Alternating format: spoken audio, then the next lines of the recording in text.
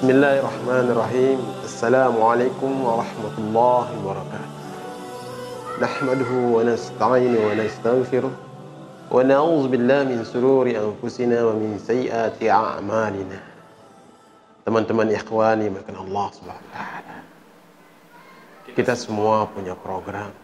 Kita berencana bagaimana anak-anak kita menjadi orang saleh.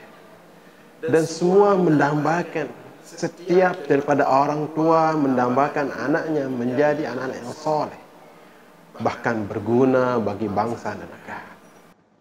Tetapi kalau kita lihat sejenak, bagaimana orang-orang dahulu telah menjadi orang-orang besar.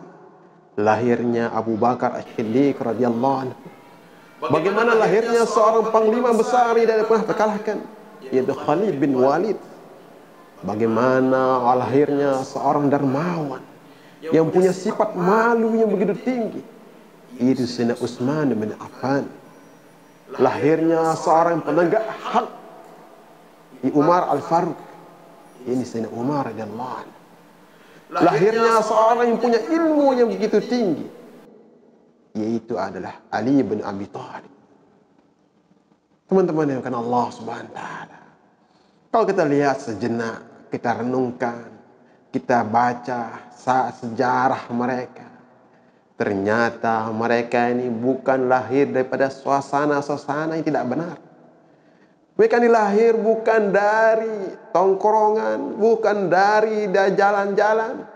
Ternyata mereka lahir dari suasana-suasana yang taat kepada Allah, suasana-suasana orang amal.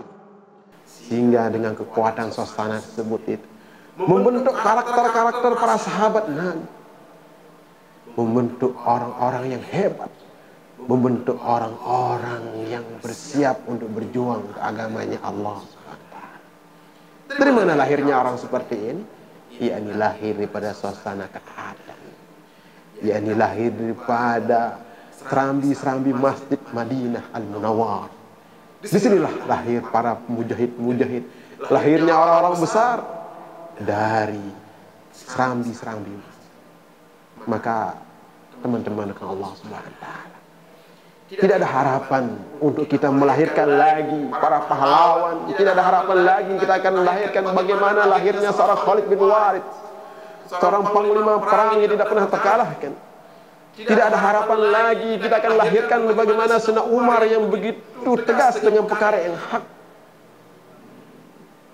Tidak ada harapan lagi akan lahir seorang yang punya sifat dermawan, sifat pemalu, sebagaimana Sayyidina Utsman radhiyallahu anhu. Dan tidak ada harapan lagi akan lahir seseorang sebagaimana Al-Imam As-Syafi'i yang punya ilmu yang begitu tinggi, kalau tidak dibentuk suasana-suasana ketaatan. Mengkondisikan anak-anak kita dengan suasana ketaatan. Tetapi kalau tidak ada suasana ketaatan dari Allah Subhanahu wa taala, maka mendambakan anak kita menjadi anak yang soleh ini hanya khayalan saja. Al-bi'ah, al-iman yabqa bil bi'ah. Al-iman ini akan kekal dalam hati kita dengan suasana. Maka sekarang ini para teman-teman Allah Subhanahu wa taala, tidak ada cara untuk menjadikan anak kita soleh.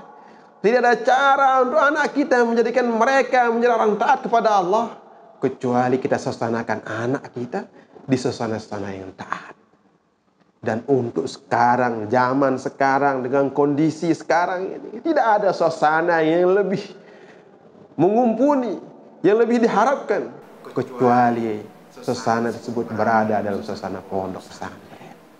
Dan inilah yang dibuat oleh ulama-ulama dahulu, karena melihat suasana yang begitu rusak, pergaulan anak-anak yang begitu rusak, maka adanya pondok pesantren ini untuk membendung dari itu semua. Maka suatu anugerah yang besar, adanya pondok pesantren yang ada sekarang ini, anugerah daripada Allah Subhanahu wa taala untuk mensuasanakan anak-anak kita ke Allah Subhanahu wa taala. Dan saya yakin semua kita, saya pribadi dan saudara-saudara yang ada di mana saja berada, kita semua mendambakan anak-anak kita menjadi anak-anak yang soleh, anak yang berguna untuk diri kita, dunia lebih-lebih nanti di akhirat. Dan itu hanya ada suasana ketaatan hanya ada kalau anak kita berada dalam pondok pesantren. Maka saya pribadi mengajak kepada bapak siapa saja untuk bagaimana anaknya disusanakan dengan suasana ketaatan, itu dengan suasana pondok pesantren. Dan inilah satu-satunya harapan untuk menjadikan anak kita menjadi anak yang taat kepada Allah dan anak yang mempersiapkan untuk kebaikan kedua orang tuanya. Dan kita akan dapatkan di pondok pesantren. Tetapi kalau anak kita tidak ditempatkan di pondok pesantren, alangkah susahnya, alangkah mengerikannya suasana di luar sana. Sekiranya anak kita tidak berada di pondok pesantren, mungkin sekarang kita akan ridho dengan keadaannya. Tetapi lambat laun, suasana sekelilingnya akan mengancam daripada kehidupan anak kita. Maka tidak ada cara lain kecuali kita bawa anak kita ke pondok pesantren dan kita dudukkan anak kita di pondok pesantren. Maka kalau anak kita sudah duduk di pondok pesantren, maka kita telah terbebas daripada tanggung jawab anak kita. Karena kita membawa dalam ketaatan kepada Allah Subhanahu wa taala. Karena program yang begitu banyak dengan amalan-amalan, hampir 24 jam penuh dengan amalan.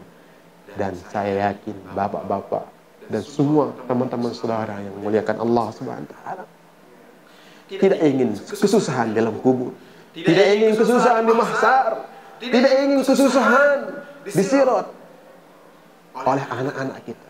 Maka tidak ada lain kecuali anak kita dudukkan dalam suasana ketaatan. Dan suasana ketaatan yang sekarang ada, yang menurut saya pribadi itu hanya ada di pondok pesantren. Mungkin ini dapat saya sampaikan. Wabillahi taufiq wal hidayah. Assalamualaikum warahmatullahi wabarakatuh.